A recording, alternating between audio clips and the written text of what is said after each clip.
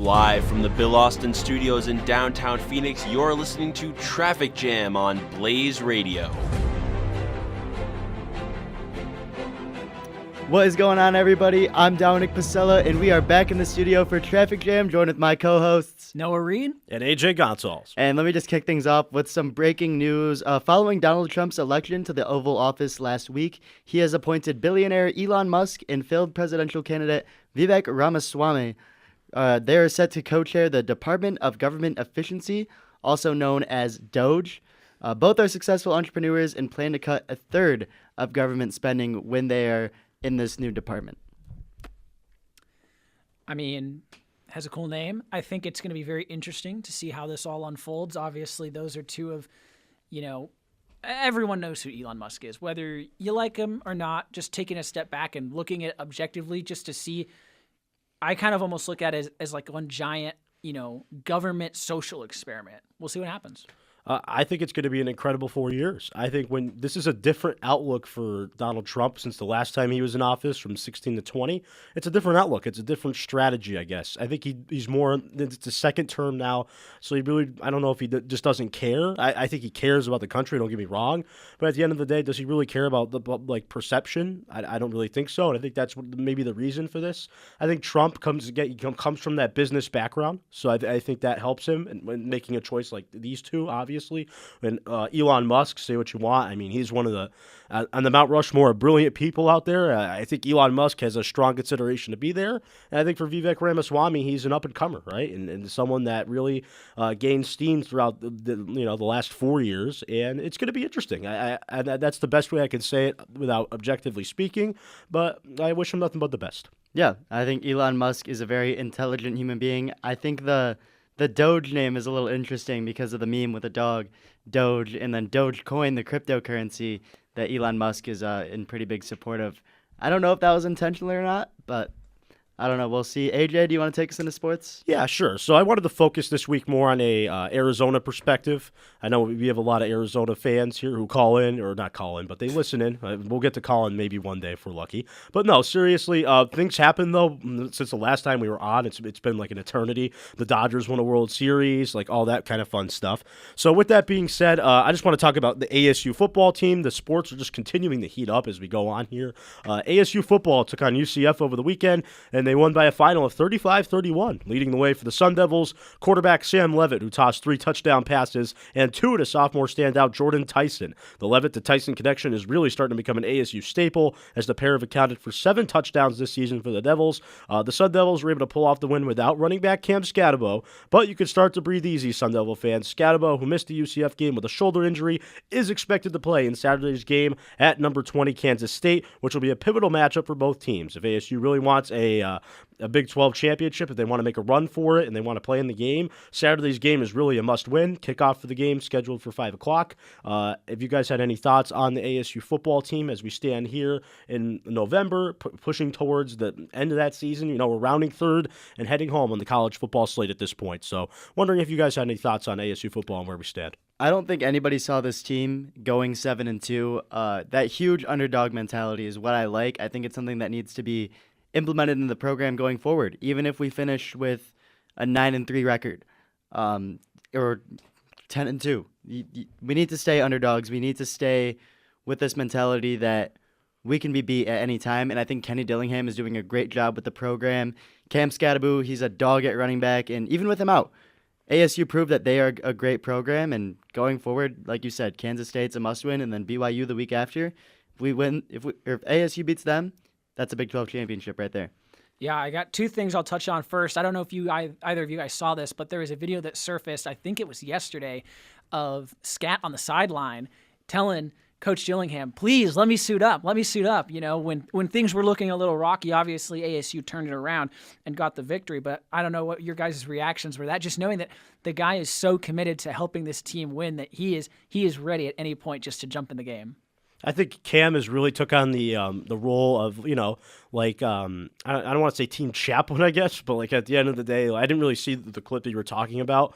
But if you've seen Cam, he's very animated, especially after the games, especially after some of these wins. He's been very animated with some of the fans who've maybe rushed the field at some points. Just overall, it's a great representation of the school for Arizona State, and I wish him nothing but the best. I really do. I think he's a fantastic player to watch on Saturdays, and maybe he could take it to the next level. So I'm very curious to see how he does here in the finishes this stretch here with ASU. Yeah, he's a dog. I think he's the veteran leader of that team.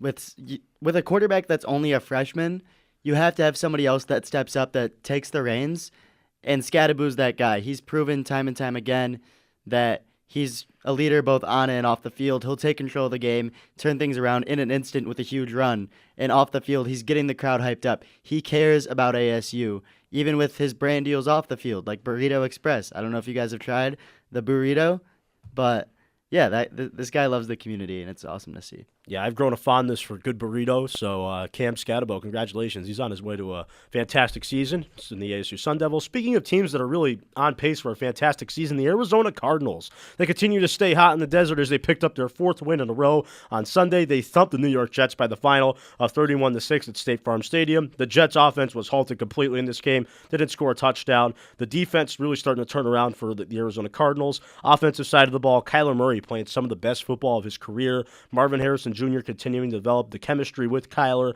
and developing his own game at the NFL level. The ground game has really been a surprise for me as well. James Conner, Trey Benson, Amari DiMercado, maybe you know some of those names if you play fantasy football.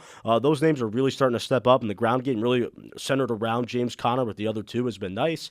Cardinals heading into the bye week, 6-4 record, and when Week 12, they will be back to the Pacific Northwest to take on the Seattle Seahawks in an NFC West battle with a kickoff at 2:25 Mountain Time. Very impressive what the Arizona Cardinals have done thus far. Again, after that Green Bay loss, a lot of people were questioning what this team was going to be. Since then, they've just been on fire and in fuego, and I think it starts with the quarterback. I think Kyler Murray is playing some of the best football of his career. What do you guys think? I think it's pretty ironic. Usually, there's like a joke that Kyler Murray, who's a big Call of Duty guy, once a new Call of Duty game drops or it's a double XP weekend, he kind of falls off. And now Black Ops 6 just dropped a couple weeks ago.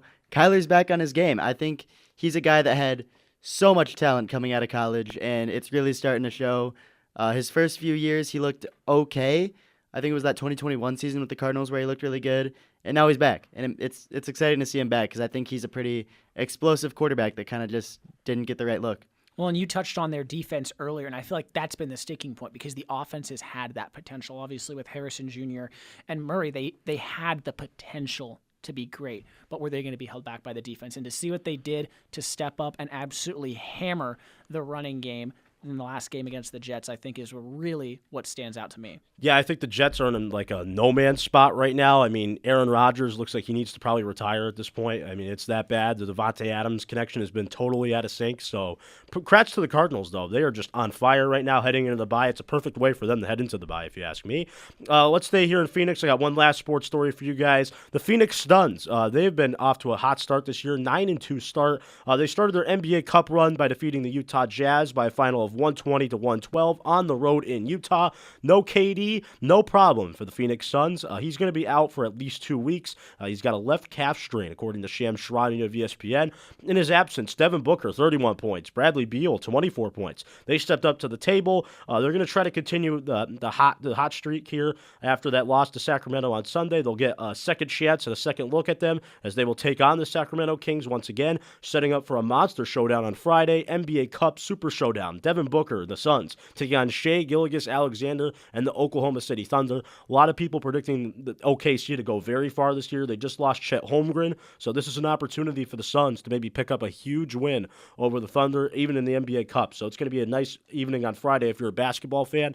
I wish I could tune in. There's something else going on that we'll get to here later in the show, but it's going to be a great game on Friday. So you want to just give me your Suns thoughts this far, what you've seen? Again, without Kevin Durant, Booker and Beal, the two stars show up. Well, first of all, I would just like to say, light the beam. Sunday night and tonight, Sacramento Kings, hometown. Hope they take it home again tonight. But yeah, I mean, again, the Suns, I mean, coming here from California, where the basketball culture was just starting to build in the Sacramento area, and being here where the basketball culture is already well established and successful, it is really cool because there was a lot of people who I got messages. I post, Kings win after every, victory. And I got a lot of comments from that Sunday game. And so we'll see. We'll see what happens tonight, but it should be a good game. Yeah, and I think Friday, NBA Cup, like you said, against the Thunder. For the NBA Cup, I feel like it just means more. These guys are playing their heart out. They actually want to win, and I think a thing with the regular season in the NBA is nobody says that it matters. The good teams are the good teams, the bad teams are the bad teams, and they don't really try that hard. Now there's something at stake, and these are two young teams, especially the Thunder are extremely young, and the Suns are looking good. D-Book, I mean, he's not too young anymore. What is it, like his 8th year now? He's now the man for the Suns, I think, if you ask me straight out. I think he's going to have to be the man for them to make hay in the postseason for sure. Yeah, but I think they're going to do great, and if old Bradley Beal steps up, then they're looking good, especially with no Kevin Durant, because without the greatest pure scorer of all time on your squad, it's going to be a little difficult. I think health is going to be the most important factor for this Phoenix Suns team the way it's going. I'm going to turn it back over to Dom. We're going to get into Jim Halpert, the greatest character maybe ever in my opinion, but again, this is an opinion show, so I'm going to turn it over to Dom. He's got it going on. Dom, take it away. Yeah, John Krasinski, known for his role as Jim Halpert in The Office and the director of both Quiet Place movies. That's a fun fact that not a lot of people know. He got selected as the people's sexiest man alive, which I think is a huge accomplishment.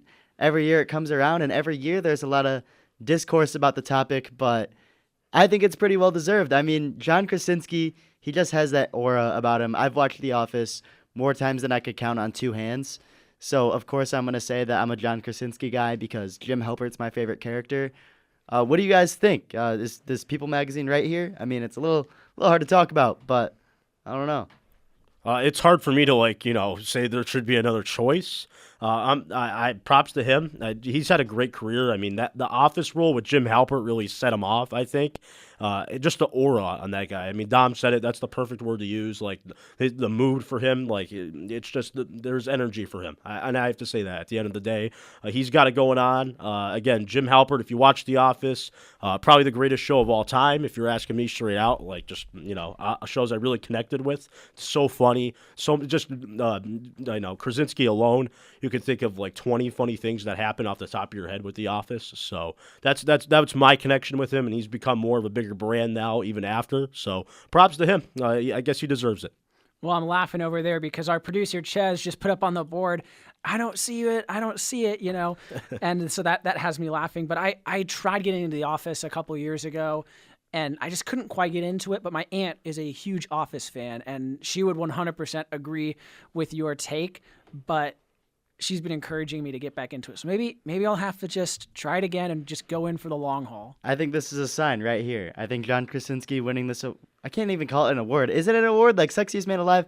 I don't know. It's an honor, I guess. Hopefully I'm in the running one day. We'll see. I don't know. Anyway, in the boxing world, I wouldn't even consider this a sport, so I put it in entertainment. Internet sensation Jake Paul and one of the greatest fighters of all time, Mike Tyson, are scheduled to go head-to-head in a boxing match this Friday at AT&T Stadium in Dallas. Many people, including myself, aren't sure what to expect from the fight, as many believe it's going to be fixed. At 58 years old, Tyson hasn't fought in a professional fight in nearly 20 years, but still thinks that he has enough in the tank to beat the brakes off a 27-year-old Jake Paul. The fight will be streaming exclusively on Netflix at 8 p.m. Eastern, 6 p.m. Arizona time. What do you guys make of the fight? Do you think it's just a money grab? Do you think that there's actually something at stake between the fighters? Do you want me to give you my prediction for the fight? Can I technically do that? I'm not really sure. Yeah, you could give a prediction. Okay, I think if you think Mike Tyson's going to win this fight, there's still time before this fight to go see your doctor. Maybe you want to get tests and the eyes down on everything. I personally think Jake Paul is going to win this fight, and I don't think it's really going to be that close at all. Again, 57-year-old boxer Mike Tyson. I don't think that one's going to really 58 rather. Excuse me. Don't really see that working out. I'm more curious for this fight off a different reason, maybe from an entertainment perspective as well. UFC, I'm a big UFC guy. I love John Jones. That's going to be good on Saturday as well. if you notice, UFC, they charge so much for pay-per-views, and I've been a sucker for this, where I bought a UFC pay-per-view to watch a fight end in 30 seconds, right? Netflix, if you just have a subscription to Netflix, you get the fight. So what I want to see from this is if the numbers are really good, does it change the way we perceive pay-per-views? Does it really put the graveyard in pay-per-views? I don't think it will, but there's a part of me that does, and I hope that part of me wins. If this is a good fight and this is a success, I think it can also help the sport of boxing, because right now, boxing overall, it's a mismatch and a hodgepodge of different federations, and really, when your parents were kids and when your grandparents were like younger, boxing was probably the number one thing. Muhammad Ali, Mike Tyson, in his prime, he's back. That's going to draw the older audience in along with the younger audience. I'm very curious to see where this goes here from a revenue standpoint. Can boxing come back from this, and will it change the way we watch pay-per-views? That's what I'm very curious to watch. I think two things killed boxing. The pay-per-view prices, and I think one thing that's killing pay-per-views is illegal streaming. Yep. I'm not saying that I do it, but I know a lot of people are, way more than you'd expect. I think that has a lot to do with it dying. And UFC. Like you said, Yep. I think UFC coming up, you get more than just guys throwing punches. And a lot of boxers did do the transition to UFC because there's more money there. So, I don't know. Noah, what do you think? Well, the model has changed. We've seen that throughout the course of the past 20 years, now even 10, with the rise of these streaming systems. I know we're going to actually kind of get into this topic a little bit, but I think it's just really interesting to see where these sports are going, the types of audiences they're trying to focus on. And I'm going to be completely honest. I actually didn't even know this was happening till two days ago. I was in the gym and a Spotify ad came on for this fight. And I was like, no way, this is going to be a joke. I looked into it and it was real. I was like, Mike Tyson is coming back and he's going to fight Jake Paul. Like, it made me literally do a double take. But if that's me, the casual who has nothing to do really with the UFC, if it got my attention, who else did attention to get? Right, and what I'm saying is, are you tempted now to go watch it because it's on Netflix? You know, if you already have the subscription, you don't have to pay for it. You know what I mean? I think that's a home run for Netflix overall. I think Netflix can really benefit from this too. They could probably do some huge things with boxing if they can figure something out and work with the federations. I think it could be a home run for Netflix as well. That's true. We might see a renaissance with streaming because Netflix has been falling off because the streaming has just gotten so broad. You need a subscription to like 10 different things now. It's so frustrating, but yeah, I think this works for both sides, and I don't know. We'll see. Yeah, Netflix is really starting to get into live sports. Again, NFL, they're going to get some NFL games on Christmas. They're really starting to get into the live sports because they know the streaming world. I think they have that. Again, you mentioned they're like, I'm subscribed to like 12 different things now, and I'm paying like outrageous amounts to watch one show like a month. Like, I can't do it. So I'm curious to see how they do with live sports. That would be my one thing to watch here for Netflix. Oh, yeah. With Peacock, HBO, Paramount Plus, just keep it going. There's like a whole laundry list of them now. It's insane, and it's a money grab is what it is right now. I mean, I'm paying over the nose. Already a college student, so a broke college kid paying for Peacock. I mean, come on. Yeah. Their networks are going where the money lies. Where else is the money lying, Noah? Well, that one is going to be with the Women's Tennis Association. They announced they're heading to Saudi Arabia. I just want to look at this from a pros versus cons perspective. The pros, you have proponents who are praising the fact that the sports market is expanding, just these previously unknown heights, bringing more eyes, money, which we kind of already talked about. The eyes, the money, the attention. The cons, critics spoke out against the Women's Tennis Association for picking Saudi Arabia in particular to host a major women's sport event for the first time. The WTA finals are billed as an opportunity to inspire young girls and attract more investment in women's tennis, but there have been some concerns addressed over how the country treats women as second-class citizens. I don't really want to get into necessarily the political side of this, but this debate I do want to open up to you guys is, what are your thoughts on the prospect of international sporting events? We've seen the NFL, the NBA, NASCAR is going international. We are getting all of these different leagues, these different sporting venues that are being opened up to different audiences. Should these major leagues be chasing these audiences outside of the U.S.? I think that there's pros and cons. If you do it right, then yes. People that we've seen do it right are the NBA, going and searching markets in China. Their Instagram followers are more than the NFL. The NFL was supposed to be the powerhouse sport. The NBA is huge in Europe, huge in Asia. They're doing a very good job. I think the problems with it are you see markets like golf.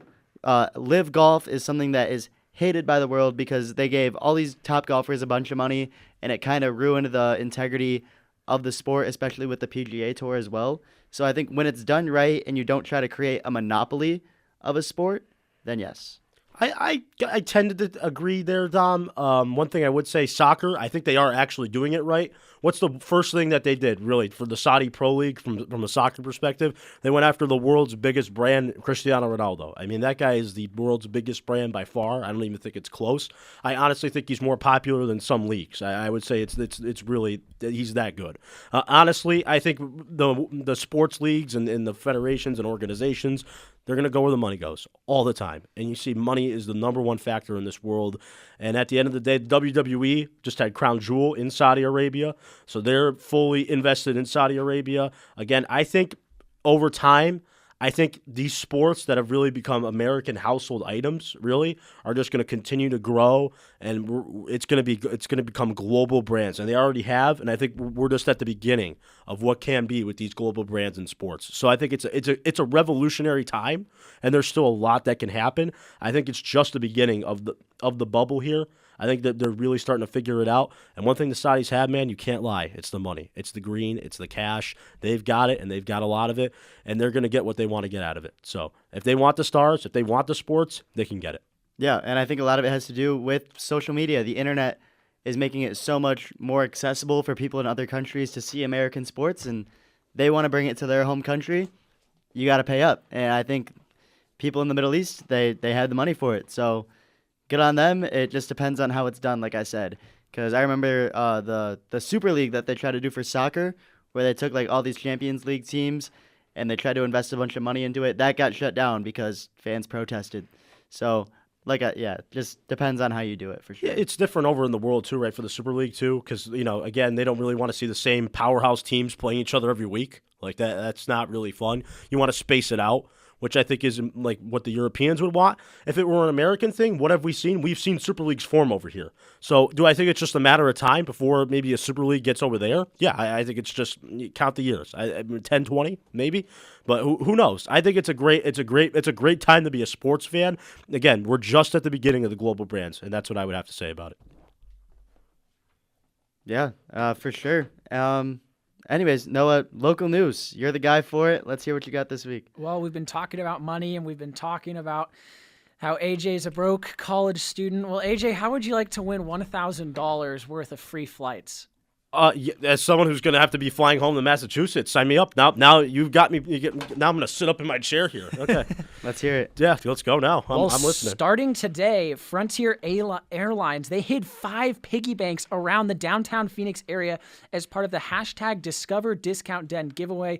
Each piggy bank contains vouchers for free Frontier flights. $1,000 are inside of each of these piggy banks for Frontier flights. So if you want to fly Frontier, you got to hunt down these piggy banks. They're stashed all around the Phoenix area here in downtown with a focus on just the city center in general. The hunt started today. They'll be dropping clues on social media in the coming days on the locations of each piggy bank and how you can claim the prize inside. What are your guys' thoughts? I mean, yeah, we all come from out of state. We all need money. I think that's amazing on Frontier's part. I know that there's a lot of stuff going on with Spirit and Frontier. Spirit is considering bankruptcy after trying to merge with Frontier. So this is good on their PR, and I think it's good for us too, because $1,000 in free flights, you cannot turn that down. I don't care how much money you have. You can't beat a free flight. And I would rather not fly Frontier, but if they're the ones paying for it, then sign me up. Yeah, if they're going to pay for my flight, I'm in. You know what? Maybe just maybe now I go make a trip over there and try to look for these piggy banks. I'm kind of tempted now. Again, I'm a broke college kid. I'm not going to lie to you. So any amount helps. I'm going to have to get a Waymo, though, so that's going to cost, what, at least $20? So it's kind of like I'm doing a little gambling here, which I really don't want to do. But at the same time, I mean, to get that reward, that'd be pretty nice to get some free flights. Oh, yeah. I'd fly in a crop duster if it was for free. If they were giving me $1,000 to fly in a janky little plane, why not? As long as I had a seatbelt, that's it. That's it. Maybe. Yeah, that's about it. Just a little safety precaution, and we're good. You just get me home, for free flight. I mean, I'm not saying no. Well, again, the hunt started today, and as of an hour ago, there were no updates that any of the piggy banks have been found. But once they are, Frontier is going to give those lucky few travelers, obviously, all the prizes they're entitled to. But you have the opportunity to enter a chance drawing. They're going to pick randomly from a pool of whoever enters this contest and pick 5 more vouchers. And again, that's going to include $1,000 in Frontier flights and a 1-year membership to their Frontier Discount Den program, which is a paid subscription, which offers even cheaper flights. So it's a win on top of a win. And that's 2 W's. You know what else has 2 W's? The WWE, because they announced a Phoenix date. Brace yourselves and grab your wrestling gear because the Footprint Center is going to be hosting an episode of WWE SmackDown on Friday, January 3rd. Tickets went on sale yesterday. They're starting at $35. We've talked sports, but again, Phoenix is a sports town. I love it. Yeah, me too. Yep. Did you just come up with that segue? I did. That was beautiful. Oh my goodness. I've been a WWE guy for a long time. I've not been to a show in a good while, I'd say. I haven't even kept up. I keep up through Twitter occasionally, but yeah, I don't know. It'll definitely be interesting to see some good names advertised on there. WWE Undisputed Champion Cody Rhodes, Solo Sikoa, Tiffany Stratton, Bianca Belair, LA Knight, who's one of my favorites. AJ, what are you thinking? Are we going to go or what? I'm going. We'll go together if you want. Monday Night Raw coming November 25th to Glendale as well. Oh, really? Yep, right around the corner. I got to jump on my ticket right now because I want to go to that too. That's at Desert Diamond Arena. So I'm glad I'm here now because WWE in Massachusetts, they just really sink. So I'm happy. I'm gonna try to get down to Monday Night Raw and maybe SmackDown. I like my Fridays here at ASU because they're really valuable as a college kid. But at the end of the day, I'm gonna try to make it the run. I'm gonna try to go to Raw and SmackDown. That'd be cool because I haven't been to either. Noah? I mean, my dad is a huge WWE fan. I kind of resonate more towards the older crowd just because I watched who he watched. So, kind of guys like Kane and The Undertaker, kind of where I kind of resonate. But yeah, I think it'll be super cool. And $35, hey, broke college student, I think can hold on $35. Oh, yeah. I think we're crunching up on time. I'll make the funds work. Yeah, that might be a wrap for today's show. Like always, I'm Dominic Pasella. I'm AJ Goncalves. And I'm Noah Reed. And this is Traffic Jam. We'll see you next week.